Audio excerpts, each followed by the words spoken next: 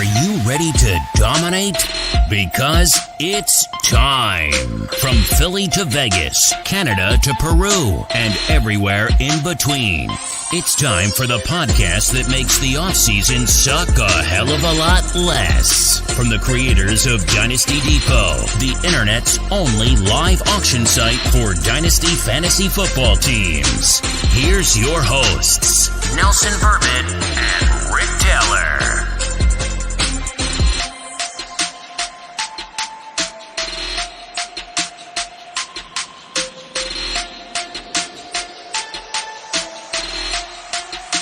Yo, yo, yo, and welcome to Dynasty Depot Live. It's Season 1, Episode 8, the Masters Edition. We have two of the great masters on with us tonight, but before we go any further, I would like to introduce my co-host, a girl who not only thinks hockey is a good fantasy idea, but also has the balls to solo co-host with me tonight. Welcome, Fantasy Heather. Oh, yeah. So it's just me and you, babe. What are we going to talk about tonight? Tell you, sometimes I wonder how I got so lucky. Well, I mean, there's a lot to talk about, and we're going to be questioning you on ADPs and running back 40-time ratios and all kinds of stuff, and we're going to find out what you got. So we have another host I think we need to bring in tonight. Heather, do you think I should? We are missing somebody, aren't we? It feels weird. Well, our co-host and my partner, Ruthless Rick Taylor, is in Aruba. Let's bring in Ruthless Rick Taylor live from Aruba. Ricky, there he is. Hey, Rick. Hey, Rick, how you doing? Talk to me, Rick. Rick? Oh. I don't know. Maybe I pushed the wrong thing. So, Rick, you ready? Go ahead. Let's talk to Rick, and then let's get our guests in. Okay, so I'm actually going to ask Rick a question. So, Rick, my first question is, how did you manage to have the same backdrop in Aruba that you have in your home in Pennsylvania? Like, that's pretty impressive. Who do you know to get that? Yeah, Heather, that is pretty impressive. When I checked into the hotel, I asked them, "Do you have any rooms with just gray walls and light switches?" And they did, Heather. I mean, what is the luck of that? It's really amazing. Nelson, isn't that crazy that they found a room that just has a light switch and a gray wall? It's insane that Sombrero Rick can walk into a Marriott in Aruba and get a gray wall and a light switch so he can be live on our show tonight. Oh, my God. It's crazy. So, Rick, I have another question for you. Yeah, when you are on the beaches of Aruba, which I've never been, so you can, tell me about it when you come back. But when do you wear a shirt on the beach, or do you just go no shirt? That's a trick question, Heather, because you know that I have suns out, guns out kind of guy, and you know that I like to walk around in my youth extra small shirts, so I like to do the laundry, get them in the dryer, and even shrink those up a little bit for down here.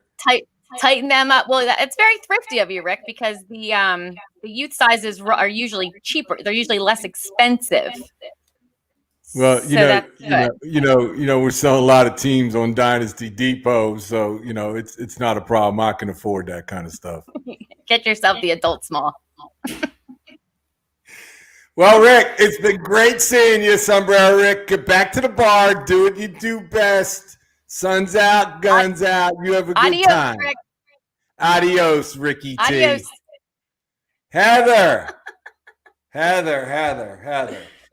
Wow. Okay, moving on, Heather. We got more out of Rick tonight than we usually get out of him, so I'm pretty excited about that. That was a good Rick segment. I like that Rick segment. It is. It's good. Okay, so the next thing we're rolling into here is a special segment that is the Ode to the Boss birthday slide. Oh, shit. Oh, shit. Oh, my God. Why would you do that to me? I'm hearing myself echoing behind you. Okay, so I have a couple of questions. Go ahead. Holy Number shit. one, so Oklahoma, that's a state in the United States, Heather. Yep. What's with the pose though? What's with the pose? Well, that was me driving across country with $16 in my pocket and got to Oklahoma, ran out of gas right under the sign there, planted a flag, popped a beer, and called it a day. Okay. And then the bull riding, that's I don't even know what to say, Nelson. I mean, honestly, there's the black feather hat. Yeah. I don't know. We could spend a lot of time on this slide, but I can move things. I'd like to move the hell along here. You're crazy. Happy birthday. Nelson's birthday. What is it? Thursday? Friday? Friday. It's Friday. Yep. Friday. It's Friday. Don't worry. We'll put a lot of Twitters out about that. So Heather, talk to us. Give me a commercial for this show. Okay. You told me I'd forget it, but I want to go right to it. Go ahead. This show is brought to you by. See, got you. Dynasty Depot. Beautiful.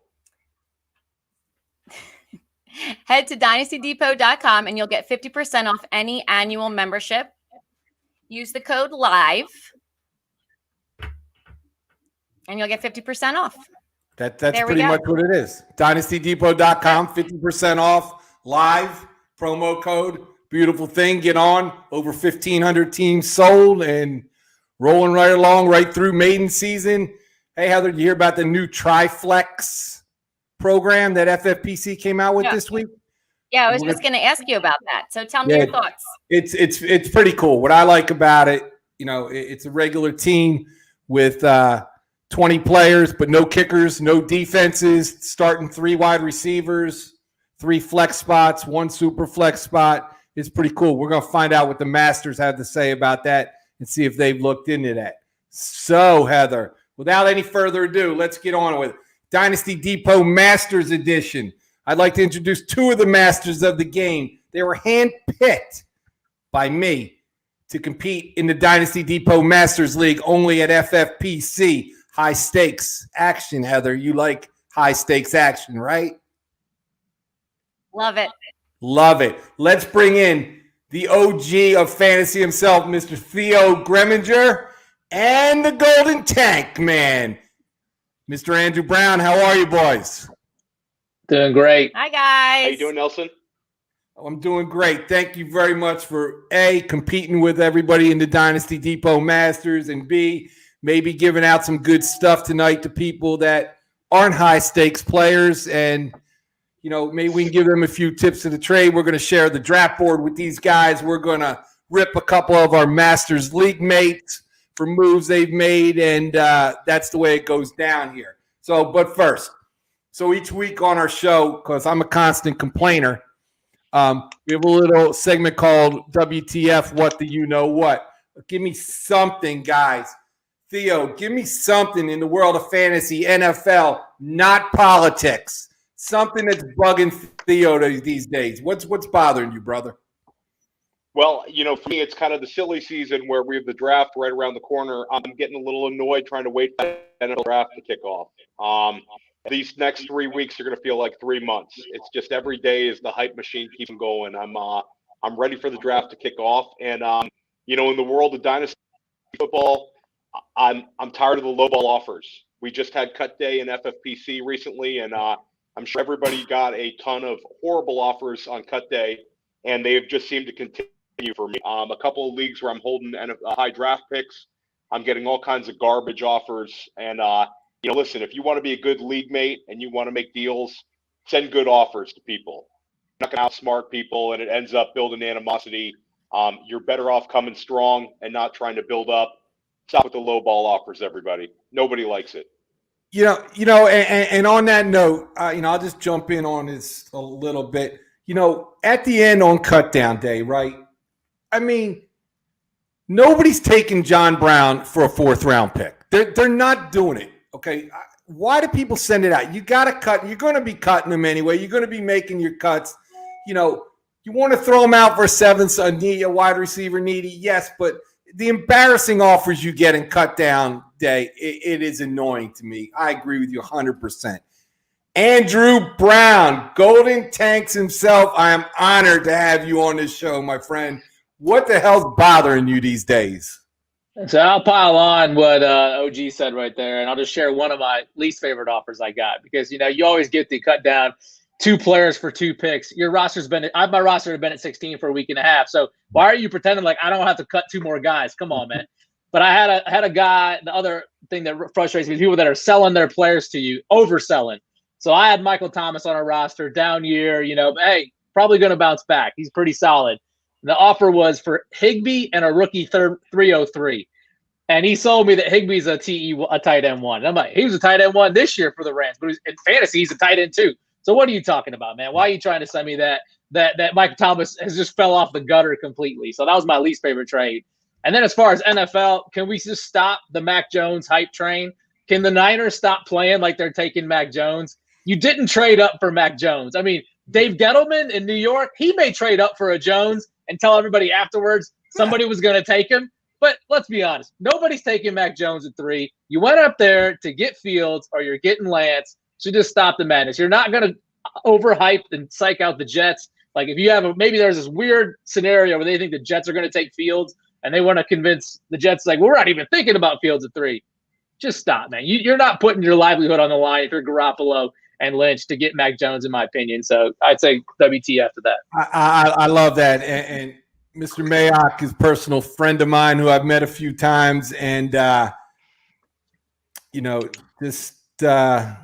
between the Raiders and the Niners and Lynch and all the crap that's being thrown out there with all the movements and the picks and stuff, right, they're not taking Mac Jones at 3. They're just not doing it. Heather, you got something bothering you, kid? Nothing. Nothing's bothering you. No. No. Yeah. I think we all know what's bothering me tonight. What's that, Heather? The internet. But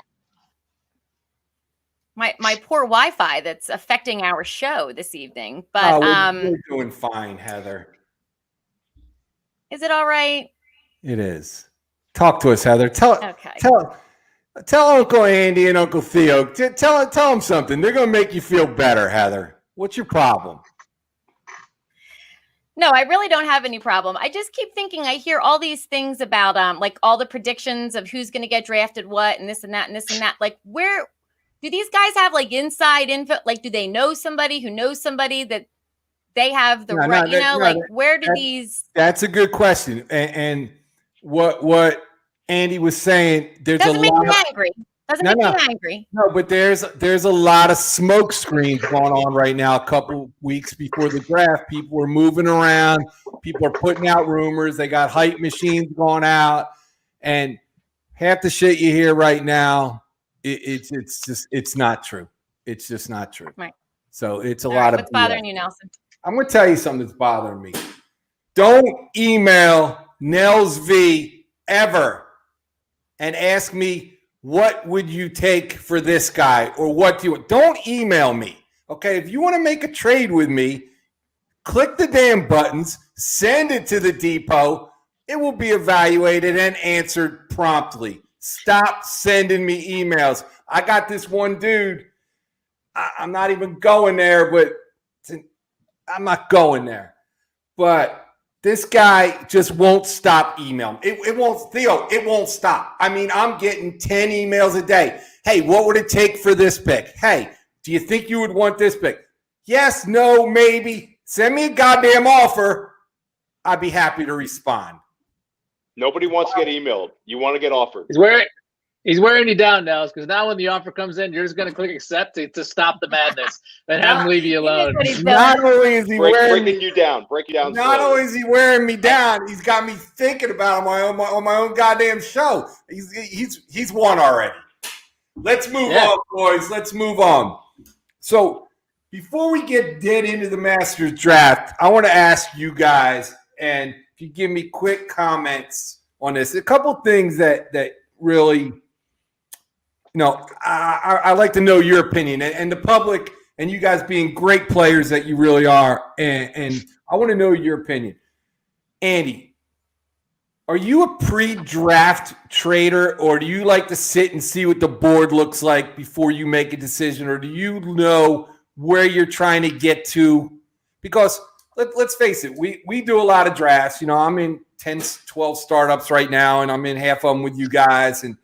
And you know, the drafts are different, okay? And as we get closer to NFL draft day, the drafts are changing already, okay? Landing spots, people, because cost of the smoke screens and the rumors. So do you like to trade pre-draft, or do you prefer to wait? Well, I made a pre-draft trade in the Masters. I'm not trying to jump too far ahead, but It's okay. if I'm pre-draft trading, I'm trying to get up to the top because I want to eliminate that risk of the player I wanted slipping away. And so that means you're getting into the top 4. And obviously, though, if you're going to do that pre-draft, you may even pay up more than what you would in the draft. So I'm not doing it very often, but if people are, you know, it's real popular to just always slide back. You know, there's all these articles out there and all the guys that are doing their first drafts. You get into a draft and there's 11 sellers and I'm like the only buyer, right? So sometimes it works out for me. But I don't usually, if I land at the top, I don't get an overpay offer. So I end up taking one of the top 5 guys, which I'm fine with because those guys after the draft, they're worth more than any dynasty calculator puts them out anyways, right? You grab a CMC or a JT, you can legitimately ask for 4 firsts and not be out of line. And that's not going to, if you put it in the calculator, you know, that's not going to come back with the answer. So pre-draft, I'm usually not trading, but if someone's going to trade if I'm giving something up, it's going to be an overpay. If not, we're waiting. Talk to me, Theo. What's your thoughts on that, brother? So, you know, I've done the productive struggle in multiple drafts. I just feel like it's to build on what Andy said. In redraft for years, we had the sharper the draft was, the later the quarterback one went. I think in Dynasty, it's sort of become the sharper the draft is, the easier it is to trade up. Because everybody wants to do this thing where they trade back and they get the future first rounders, future second rounders. So you can kind of say, okay, I'll take it. So a lot of times I try to get 3 picks in the first top 20 picks. I think if you get 3 of the top 20, you can really build a nice foundation. And, you know, rounds, 4 through 6 won't matter as much. So for this draft, BIP, before the draft started, was shopping to everybody, trying to get their, 2022 first. So I said, okay, let's do it. Finally came up with an offer that we could live with, got the old calculator out, and I ended up with the 211. 211 was not quite as high as I would have liked it to have been, but it was high enough that I knew I was going to get what I perceived as a wide receiver 1 or RB1 sure. or one of the top tight ends, and I walked away with Calvin Ridley, and I'm happy about that. So I think that you've got to kind of read the room. You can win multiple ways in Dynasty. You can win with a productive struggle. You can go with the win now approach, but you want to try to extract value either way. Don't get ripped off and read the draft you're in. The draft we're in, this one, you're not going to outsmart people. You're going to pay value for picks, and you're really going to have to either go for it or take a step back. There's no in between. So let me ask you this, okay? And I was actually looking at this and calculating this. So on Dynasty Depot last year, I drafted a team, and this is before I created or even thought of Dynasty Depot, and I had 7 first-round picks. Now, not to I'll pat myself on the back, but Dynasty Depot has changed some things because, I had 7 first-round picks. I sold the team for 7X, okay? It was the only team that I saw go for 7X on a 250 league, okay? I mean, which is it's insane. So BIP, as we all know, in the Masters draft, has now acquired 8 first-round picks. Okay, he has 1 player on his roster, Mr. Chase, and 8 first-round picks. So you can't take 8 and use 8 first-round picks. So his strategy, and we could talk about him because his ass isn't here right now. He'll be on next week, and I'll tell him to his face. His strategy is either he's going to have to start buying players or that team's going to be the first team up for sale on Dynasty Depot January 5th, 2022, which is probably what the strategy is here, which is fine. But can you build a team? I mean, you're dumping $500 a year, right, you're not winning this year. You're not winning next year. You know, is it realistic with eight first-round picks? Is that a strategy either you guys would implement? No, I don't have the courage. I don't have the courage for it. I respect his decision, his conviction to go through it, and you know what. And then also, what kind of value did you get for those? I thought most of the first-round picks that people sold, they actually got better draft capital now than you would get in the future. And so it wasn't like, as you know, OG mentioned, that you're kind of just robbing people on the pick. So Bitcoin, I think, got undervalued a little bit on some of these. Now next year, he's got people hostage. If anybody wants to get back into the first, he's got them, and maybe that's when the equity will return. But you can't cash that check until May of next year. So. Nope. You know, there's this for me, for an asset you're giving up that's not going to score you any points this year. I think 2-3 is kind of like the personal cap. But hey, maybe it's just you know, he took a chance and he's trying something out. You know, and as we all know, and it's a standard league. Okay, so obviously the ones don't have quite the value of a super flex league, right? So. I think it's an interesting strategy. Like I said, I believe that will be the first team posted on Dynasty Depot in 2022. But it's also the Masters League, and we have all agreed that team cannot be posted for 2 years. Well, your other option is, Nels, you know, I usually don't grab first, but I grabbed a first in another startup a week ago, and I flipped it in the fifth. Right. And so that window for BIP to reflip, I think, is gone. Now that we're into the sixth, you start flipping first. You're not getting the value in a standard league. So no, because he flipped one for, there was, I believe, a 504 trade, and I flipped one of my two to jump up and take Josh Allen, I think, at 5'10 or 5'11. So yeah, I think. What's your thoughts, Theo? To kind of build on what Andy said, I think the 3 or 4 firsts in your back pocket, you can put a team together and your team can win. With 8, it's almost asking for a 2-year build. So, like you said, it's money put in for 2 years. Year 3, if he uses those picks, you know, he might have a monster squad. But if he uses those picks next year, it's going to be difficult for him to win in year 2. So I know for me personally, I had a productive struggle team last year in a 500 where I acquired 4 firsts. And this past offseason, I flipped 2 of them for Devontae Adams, and I think it was the 3rd. So I've kind of moved now into now right away, and I'm sitting on the first pick, and I still have the first pick, the 9th pick, and I picked up Devontae Adams. So I think if you have 3 or 4, you can kind of win in year 2. But like Andy said, I mean, 8, it's a 2-year build, right? It's a 2-year build. It's a 2-year build. So you're already flushed down 2 years entries. Correct. And that's also saying that we're going to pay for those first. You know, next year maybe we're going to fall in love with the next running back come around the corner, but at the end of the day, half the teams in the league are going to like their teams, and they're not going to want to trade up for a bunch of firsts. And like you said, you're only going to see a couple teams with first-round picks next year and BIP. So I agree. I'm not sure. I think eight's a lot. 8's a lot. I agree. Let's move into this. Let's start talking about the Masters Championship that we're all involved in. So for those who don't know, Dynasty Depot has sponsored a Masters League where 12 of the best players in FFPC, high stakes, were invited to pony up their own money and let's compete against the best.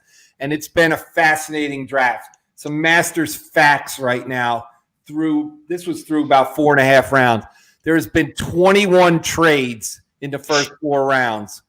Unfortunately, I think Dynasty Depot was involved in about 11 of them, which is a lot of work. We all know BIP has acquired 8 number 1 picks in 2022.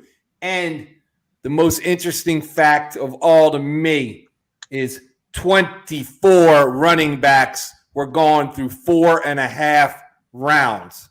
There are teams sitting in the Masters League that have 1 running back, no running backs, drafting people they shouldn't be drafting in rounds that they should be drafting better players because they got stuck.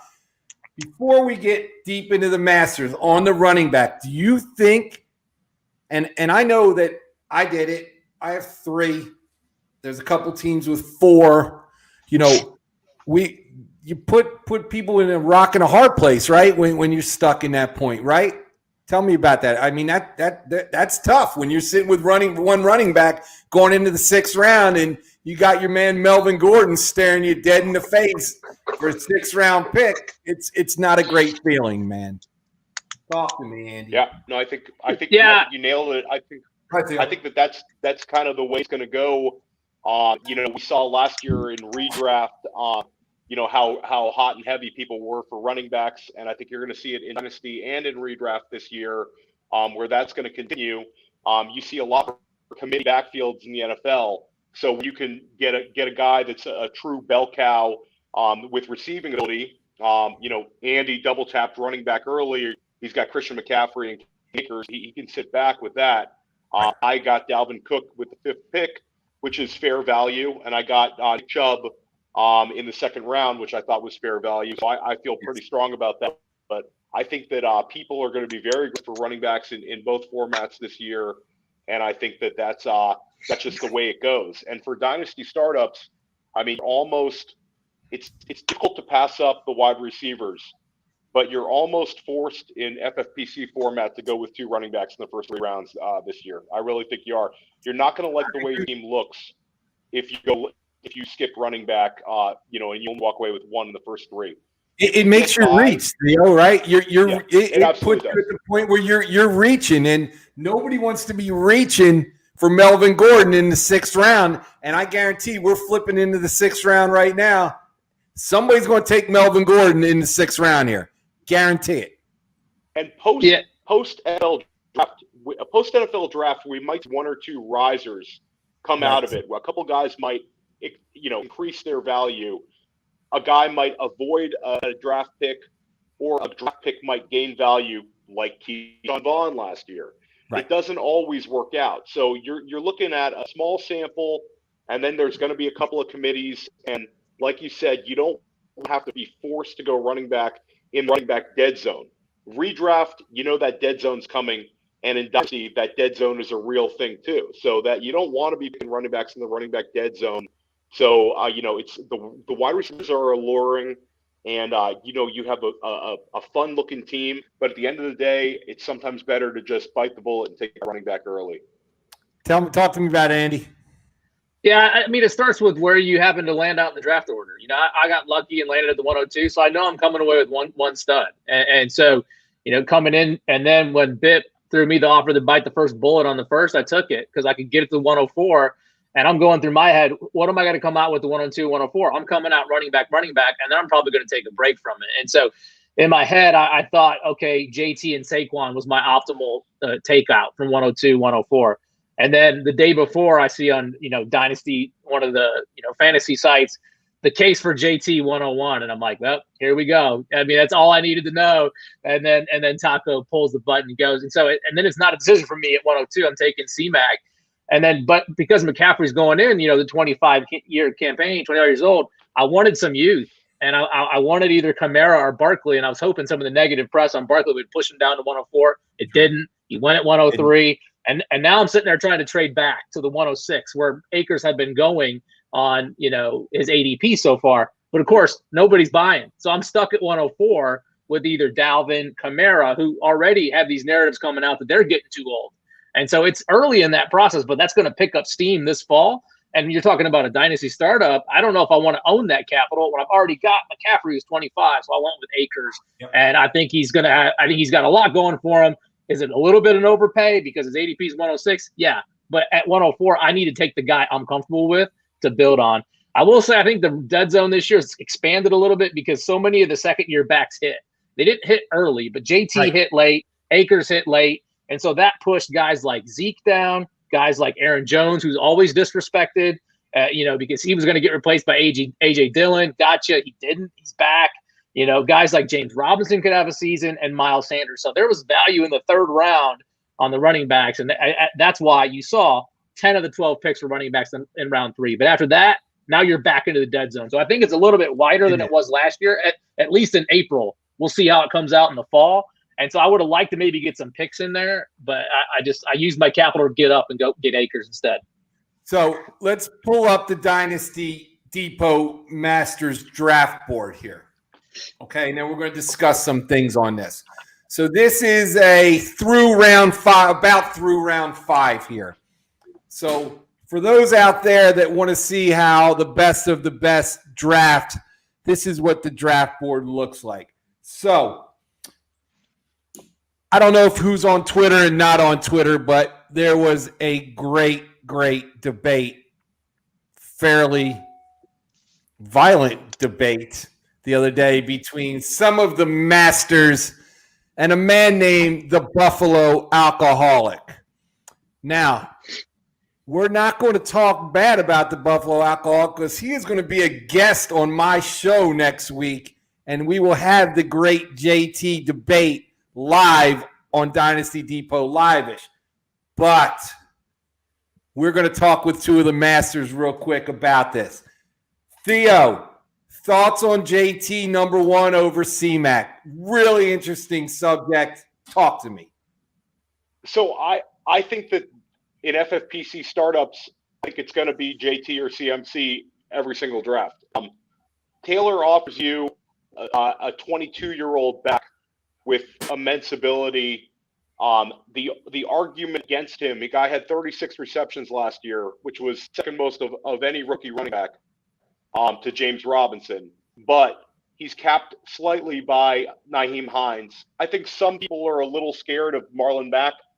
It doesn't scare me at all. The fact that they re-signed Mack and got $2 million. It doesn't scare me at all. He's just another guy coming off an injury.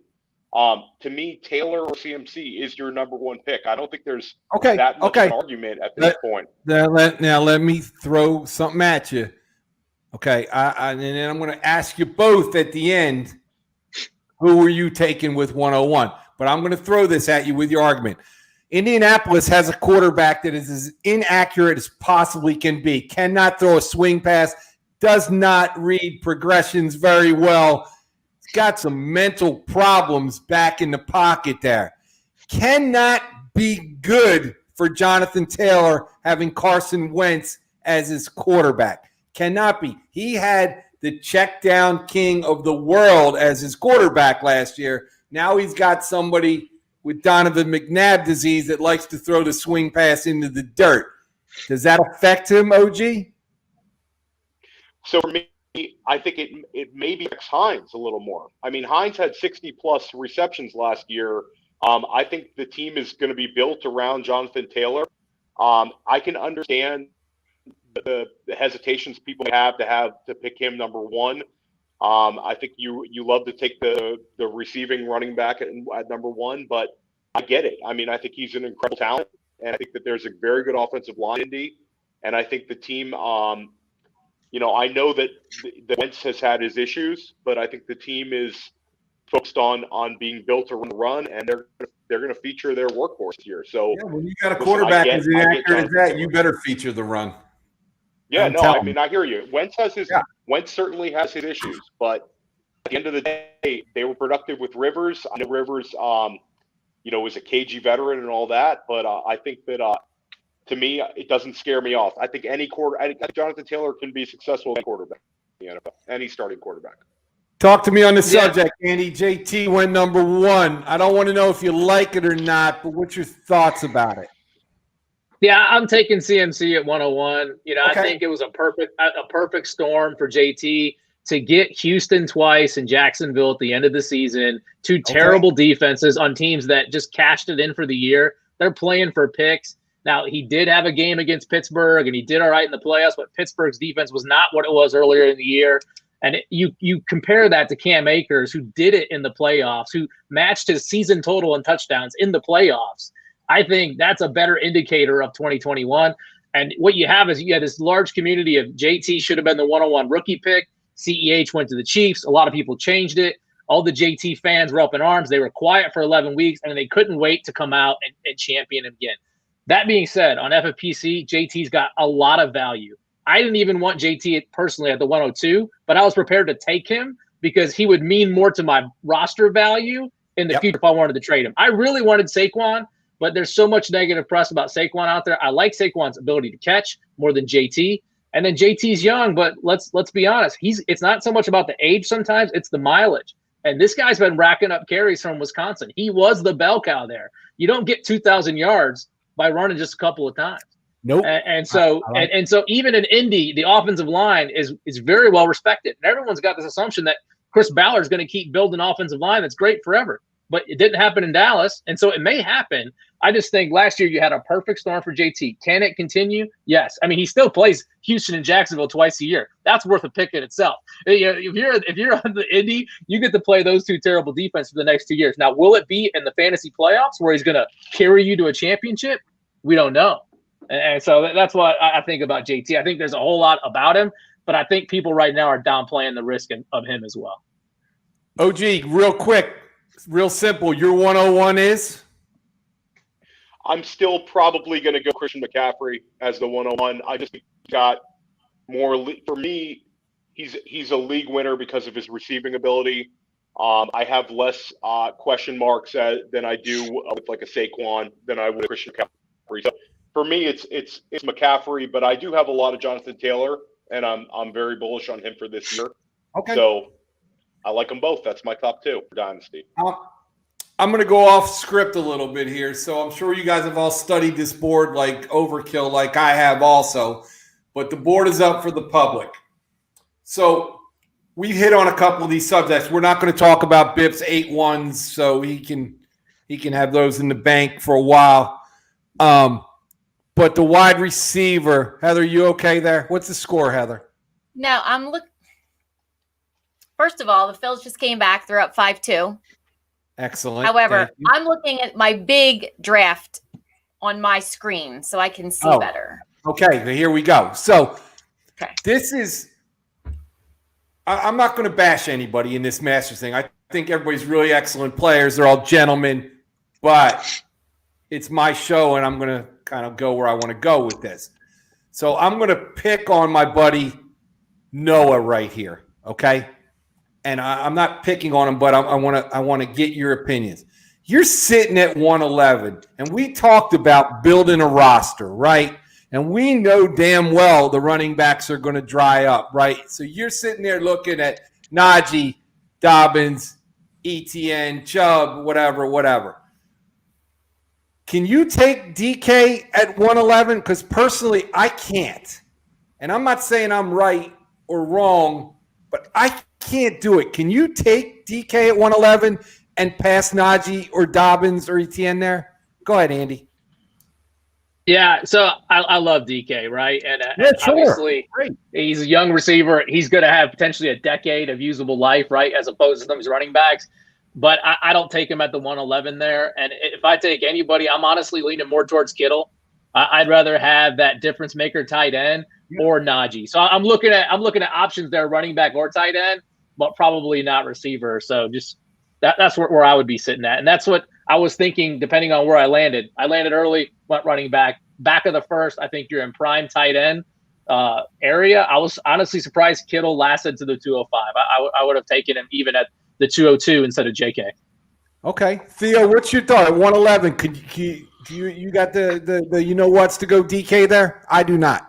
I don't hate it, but I probably would have preferred DK a little bit more middle of the second. I think that it's well, I'm not saying hold on, Theo. I'm not saying DK where he was taken. I don't really care he was taken. The fact he was taken at 111, knowing now I don't know what Noah's running back situation is. I'd imagine I don't have everybody's draft in front of me, but I would imagine he's not stacked with backs here. So, can you do that at 111? I mean, if you look at what he did, he goes 111 DK, comes back 202 Dobbins. Wouldn't you rather have had Najee and Dobbins there? I mean, I would have, knowing. I mean, we've all done enough drafts. By round 6, you're taking Melvin Gordon when you get stuck. So what's your thought there? Go ahead, Theo. Yeah, I think when you're drafting near the turn, you've really got to try to walk away with 2 running backs in the startup. I think I got, especially in retrospect and just looking and seeing where he got his back. I mean, he did end up with Dobbins, and then when did he get his second back? I'm not sure he got one. No, I think he's sitting on one running back, so that's going to be tough. Yeah, he also pulled the first one to pull the trigger on quarterback with Mahomes in the fourth. Yeah. So, right, but the pick with Mahomes there, I'm not going to say anything about that. I mean, he's great, but look at the running backs that are available after David Montgomery went at 312. Okay. Yeah, Nels, I mean, for me, the hard part there is if you don't love running back, you got to push back to the second round. But as we know, sometimes it's really hard to find a trade partner to do that because everybody's trying to roll back, right? And so that would have been the other option. I think you either go running back, tight end, or roll back. You can always get a guy like Tyreek Hill. Andy, the depot's answering the phone. You know, we roll up, we roll back, front. We don't care. But you know what I'm saying? Like, I'm looking at this and I'm like, everybody said, wow, the running backs dried up. Well, if you didn't think when you put 12 pros in a league that the running backs are going to dry up, you know, you weren't thinking right? Yeah, but if you just go on by a lot of the ranking sites out there and pick one on the dynasty side, the wide receivers are way up there. You know, it's not uncommon to find 4 or 5 wide receivers in the top 10. It's just, I think at this point, it's kind of knowing your site. And obviously all these guys know how FFPC is. So if they went this way, it was deliberate. Even Jefferson at the 7. I love Justin Jefferson. How can you not, right? You know, it's small sample size, but if you can say best rookie season ever, well, that has some stamina and some staying power. But I think with Kamara on the board there, I think that was just an indicator of just the negative press on Kamara's age is just starting. I think it's overblown. I think he's going to have a great season. I would have liked to trade to the 8th and got Kamara. But I didn't take – I almost took him at the 4. But again – you didn't call me because I traded that pick. You didn't call me. I mean, I traded it for 210. Andy, you should have emailed him. Yeah, it's like you called up. I didn't call too hard. But I'm saying I respected the pick. And if we get into later, I think JC had the best first round. I mean, it helped that he had 2 picks. But coming out with Saquon and Kamara, that's a really good deal. Yeah, I mean, you got nothing to worry about. You got 2 great PPR running backs who could outperform and carry your team. They're a little bit older. You don't have the runway like JT or Cam or Swift has, but you got a lot more proven track record too. Moving on, Heather, post me up the early rookie landing spots, please, in the Masters tournament. So. This was posted, I believe, by my very good friend, the overhyped sleeper, Dan Williamson. This was actually my tweet. This was posted by my very good friend, Theo Greminger. And that's what I meant to say. Give the people what they want, rookie landing spots. Was there copyright on this shit? I mean, this is good. Listen, you know. Uh-oh. I love this shit. So let's talk about it. So Heather, is there any way to put 2 slides up at once? We don't have that kind of talent, right? Nah. No. Especially not tonight. We don't need it. Okay. So we know Dynasty Depot picked Najee Harris at 112. Right pick for him, right slot for him, too high or too low? Go ahead, Ann. Yeah, I think you're right in the sweet spot. The 112 at the turn, 2-1. The 111 even is good. Obviously, you want to know where he lands ahead of time, but that's not where you're going to get right here. And so you still have the chance, though, that you've just purchased next year's 104 or 105 at the 112. So I like the Najee Harris pick. I like ETN as well. I think they're right neck and neck. I think landing spot's going to matter a little bit, but I'm good with taking either rookie running back anytime around the 201, 203 time frame. Theo, talk to me about those 2 running backs at the top before we move on to Mr. Pitts. I think they're both safe because they both have receiving ability. I think landing in the right spot, I think you might end up with – I mean, Najee's the bigger of the 2, and I think that he's got a little bit more receiving ability. So, to me, he's a very safe pick.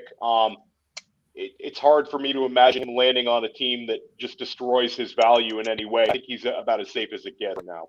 Going back.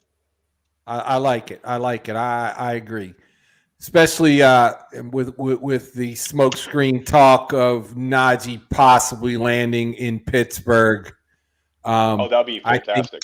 I think that makes him a top 5 pick in probably right away, right after. I think he moves right into the top 5. Pittsburgh would be ideal for him. I think that would be a fantastic spot. I think a lot of people would love to see that. Mr. Pitts at 210 keeps moving up the board. I did the first dynasty draft, I don't know, a month ago, whatever. I believe I picked him at 4-1, somewhere around there. Keeps creeping up and creeping up. That's a premium pick right there, 210. You going that way? Yeah. You game in there? Well, that's my pick, so I'm all in on it. And, you know, I've done this is my 4th startup this year. I've got him in 3 now, and he is a priority. He is the priority rookie for me because, I mean, if you could put Kelsey in a bottle, and I mean, look at where Kelsey's going at 32 years old. There's no position a 32-year-old guy is going at the 207 or even earlier in other leagues. So, yeah, it's a risk. It may not pan out. But to me, last month, the conversation was, well, maybe they'll call Pitts a receiver. Okay, that means you're telling me he's a cheat code, that he shouldn't be a tight end. He's really athletic. He's going to be a top 10 pick. And I'm putting it all out there to try to get him now because I don't want to overpay for him later. And I had one bad experience where I thought he was going to land. And you look at these ADPs, and he's just going earlier and earlier every draft. So even ADPs that are 2 weeks old aren't really relevant. And so for me, as soon as I see Waller go off the board, I'm trading up on the next pick. And that's what you helped me do here, Nels. I was frantically on my phone trying to send you a trade offer and about to overpay. And then I put the phone down and said, no, don't do it. But I swiped over and you had to set me an offer. And it was auto, instant accept, and then auto pick. So, again, I think Pitts is going to be a monster for a long time. Go ahead, Theo. Thoughts on Mr. Pitts? I love Pitts. I think that he recently was the tight end 1 in one of the first Triflex drafts. And I think that might be a little rich, but I think that, right where Andy got him is kind of where he's going to go. And I think he'll be tight end 4 in most dynasty startups, maybe tight end 3. But yeah, I mean, the guy's going to get drafted in the top, 5 to 10 picks. He's going to be a focal point. He's bigger and has a big wingspan and faster than almost any prospect we've ever seen. And I think teams are going to use him right. It's kind of like if Chase Claypool got converted to tight end, that's what you're getting in Kyle Pitts. He could have immense upside.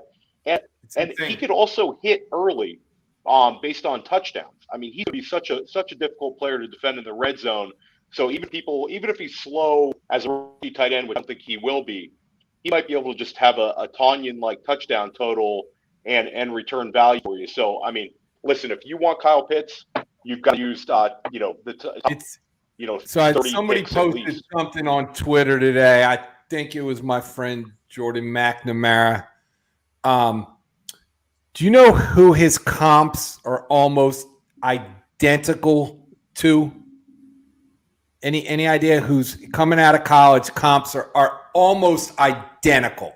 Only this player was a little better in every single aspect. You know that was? I don't know. All the comps I think of are wide receivers. No. It has to be a wide receiver. I see Mike Evans when I see him. Davis had extremely similar comps. I think he's certainly longer than Vernon Davis. Yes. He's a hell of a lot more productive in college than Vernon Davis was. I mean, Vernon Davis was a Maryland Terrapin, and I know him well because I'm from the D.C. area, and he was a stud high school recruit coming into Maryland. Was one of the biggest Maryland recruits they've gotten in a while. His brother played in the league as well. Vontae Davis was an Indianapolis Colt in Illinois player, and so Vernon Davis, like the chosen one out of high school, and Vernon Davis ended up in San Francisco. You make an argument that he was never in like a wide open offense, but I mean, we're talking about Vernon Davis was 6'3", 6'4". Kyle Pitts is like 6'6", and I think Kyle Pitts has a much larger wingspan, and he's also faster. He does, but their speed and their 3-cone and all that stuff. It was really. I'm not comparing him to Vernon Davis.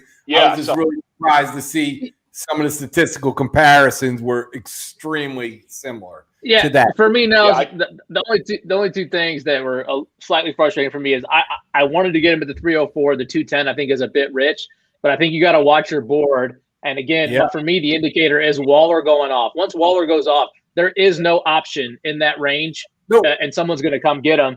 And the other thing was taking him before Jamar Chase, which you have a lot of sites now that are saying Jamar is the 101 rookie, and in ours, he was the 105. That tells you two things. One, how valuable running backs are, and then if you're doing it right, how much on a tight end premium you really got to factor it in. And that was a hard thing for me. I think Jamar is going to be great, and I think Bitt made a really good choice to move up and get him there. But that was his only choice. Going through my head. Yeah, he had made many other choices, but that was his choice. One man roster BIP. So we're getting toward the end here, but Javonte is okay. There's all over the place with him. Okay, I've seen him. Plenty of people touting him as the 101. Okay, he's all over those three running backs now.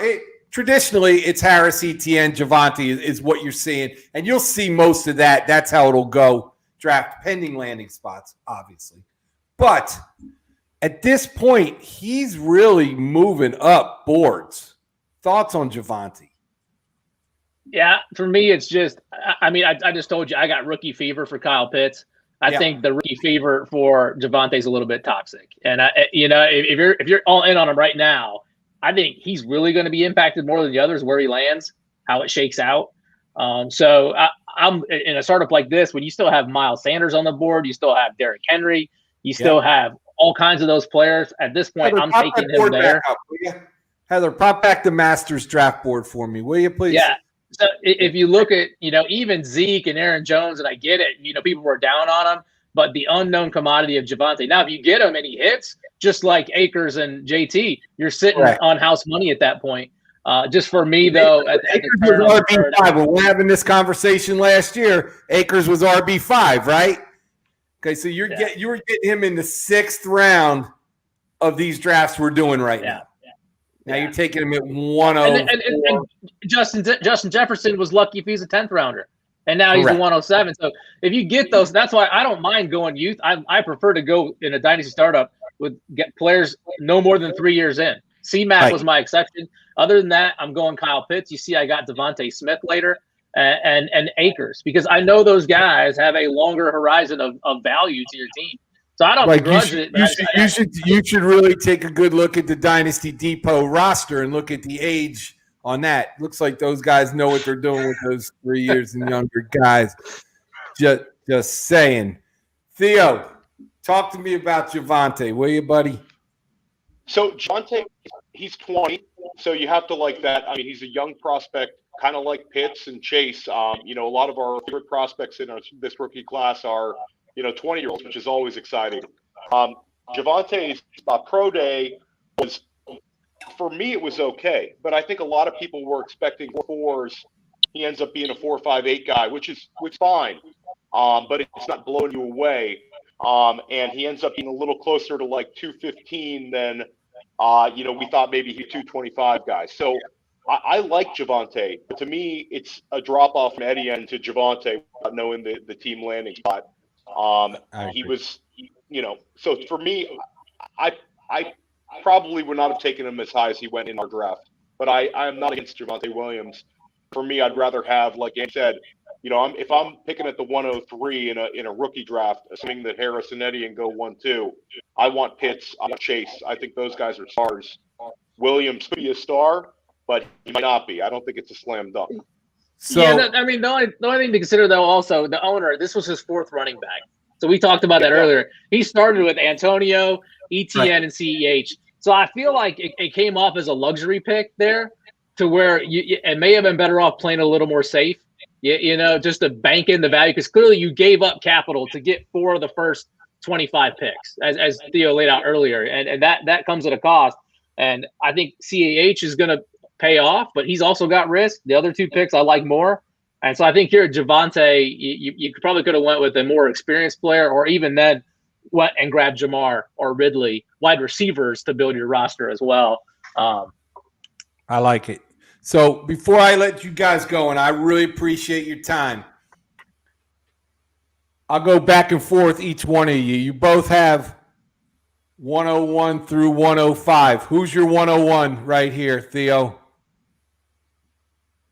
Oh, for rookie drafts? You're looking at the 5 guys right here, right? I mean, it's probably top 5 right here. So you got 101. Who are you taking?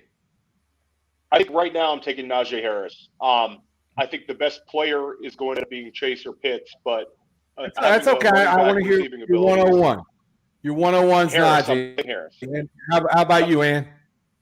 I'm taking ETN. I like his pass catching ability more. We'll see if it translates, but he's more in the mold of CMC, the Camaras, and the guys that can do both that have been proven, true assets for a league-winning team. So I'm going ETN at the 101. Okay. So, Theo, Najee's off the board. Who are you taking at 102? I'm probably going with ETN. If I'm loaded at running back, I might go Jamar Chase at the 1-2. I think he's going to be an absolute stud. Okay. And Andy, you took ETN at 101. Somebody took ETN in front of you at 101. Who are you taking at 102? Jamar Chase. I think he's going to have that growth and that value of Jefferson. And clearly, landing spot may matter. And what helped Jefferson was he went later in the first round, so you probably have a better supporting cast. That is not going to happen with Jamar Chase. He's going to go in the top 6 or 8, and who that quarterback is and what that team is may limit some of his upside.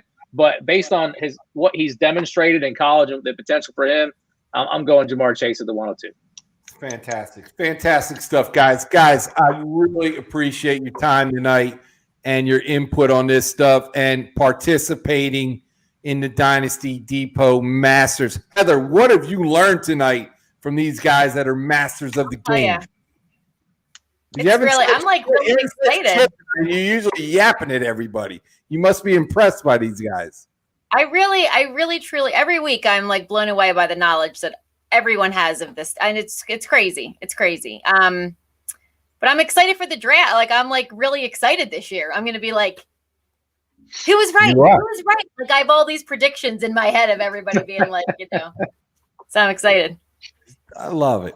So, guys, again, I appreciate it. Where I don't know, Andy, you do social, you don't do social. No, I don't. You want Andy? I'll tell you what. You want to get on Andy? You email me because I like emails. Buy a team at Dynasty Depot, and then Nels will send me a note. Andy, I'm getting you your own Andy at Dynasty Depot email tomorrow, so we can get this straightened out. You answer your own shit. I don't like typing. Theo, where can we find you, my friend? You can find me on Twitter at the OG Fantasy. I'm on Goat District quite often, in the mix with those guys. And then you can find my writing on Player Profiler and Breakout Finder. I'm doing the waiver wire column on Player Profiler this year, which I'm excited about, and awesome. A couple team previews for them and some other cool stuff, and hopefully writing up this draft as well.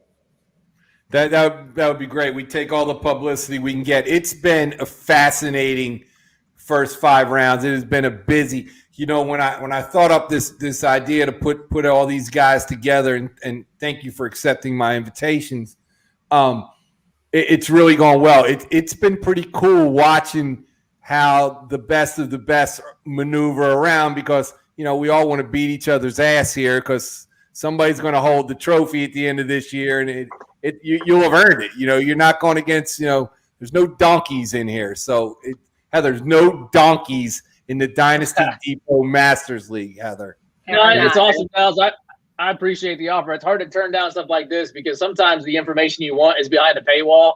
Here, you do have a paywall. It's $500 to get in, but you're going to get real information out from it as well that you can parlay into other leagues. So it's been great, and we ain't even finished the draft yet. So right, you're going to get real information, and on some occasions, you're going to get schooled by people. You've got a league mate. You got a league mate watching. Say hi, Bip. Mr. 8 first-round picks checking in. The Bitcoin himself, who will hopefully be joining us next week. We're going to spend 2 solid hours learning what a man does with 8 first-round picks. Nobody knows. Heather, Dynasty Depot, always open. 50% off still, Heather? I believe it is, if you say so, Nelson. Well, can you give us a quick commercial? There you go, kid. Yeah. DynastyDepot.com. Promo code is live. 50% off any annual membership level. That's all you got to say. Man, you're something else. Hey, Heather, where can they find us at Dynasty Depot? Do you think you could possibly throw out some social calls for us? I can. So Twitter, we're at the Dynasty Depot. YouTube, at the Dynasty Depot, and then we are on Instagram and Facebook, Dynasty Depot. Next week on Dynasty Depot Live-ish, we will continue Masters episode 2. We will definitely have on confirmed my very good friend, Mr. Seth Collar, who is going to be debating live on TV Adam the Buffalo alcoholic. We are going to get in depth on this JT 101 pick. It's going to be kind. I'm going to moderate it like a professional moderator. I might even wear a bow tie to make sure that nobody says anything goofy. It is going to be friendly, I promise you. But it's going to be great information. Boys, you looking forward to that next week, I'm guessing. Oh, absolutely. Stay tuned in. Absolutely. I love it. Guys, thanks a lot again for your time, man. Good luck in the Masters tournament. As we get down the road here, we're going to continue to talk about this because I get a lot of questions about it, and people are following this. So, Theo, we'd love it if you do a write-up on this. And I will for sure. I love you guys, and thank you very much. We are out. Peace. Thanks, Nelson. Thanks, Heather. You've been listening to the Dynasty Depot podcast, the best source for what's hot in Dynasty Fantasy Football team action. Subscribe to our channel on YouTube. Follow us on Twitter at the Dynasty Depot. And listeners get a 30-day free rookie membership. Go to dynastydepot.com and use promo code PODCAST. Dynasty Depot. Bid, buy, sell, dominate.